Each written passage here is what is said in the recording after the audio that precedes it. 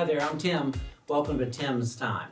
Well, it's probably a Monday for you. Some of you will not watch this until Tuesday or Wednesday, but most of you are watching this on Monday, and I know what you're thinking after what's happened over the last week or so. You're talking about still the State of the Union address, or you're talking about the movie you just saw, or you're talking about the Pebble Beach Pro-Am. No, you're not. You know what you're talking about, or you're thinking about, especially if you're married.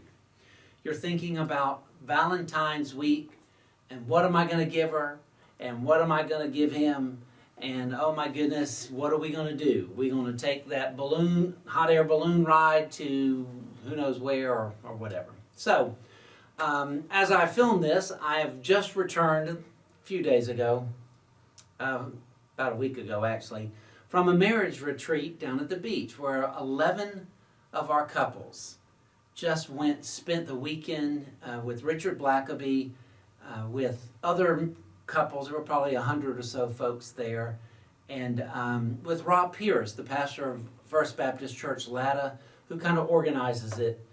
We were just kind of blessed to be part of it and promote it and to help support a little bit. But Rob does all the legwork, and it's his retreat. And it was such a wonderful weekend. The material was great. The time spent together was great. The conversation was great amongst the couples in our church. On Saturday, for Donna's birthday, we were blessed enough to go out to eat together, and all of us sat at the table and began talking about the Lord and about our church. What a wonderful time. The main blessing, though, and the point of this hopefully brief Tim's Time, is that 11 couples doing life together, committed to marriage. And this wasn't a gathering of 100 people who had messed up marriages. These were couples that were in it for the long haul, committed to one another, and working on their relationship. That's something to celebrate. And so, in a day and age when, by the way, parenthetically, did you ever think that we would live in a time when the word marriage caused so much division in our country and in our culture? Who's married, who's not married, what should count, what should not count?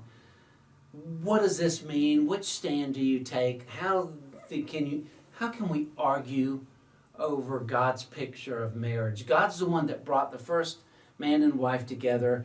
God's the one who created everything. And through 6 days, he looked at it at the end of the day and said, it is good. Once he had finished with man and woman and put them together, he stepped back and he said, this is very good. And so, hear me. This week, husbands and wives, make this commitment to the Lord and to each other. That this isn't going to be a week where you focus on what you didn't get. This isn't going to be a week where you focus on what you're struggling with. This is going to be a week when you look at each other and then you look to your Heavenly Father and you say, you brought us together, and when we are at our best and in you, it is very, very good. Happy Valentine's Day to you. Hope you have a fantastic and a celebratory week. God bless.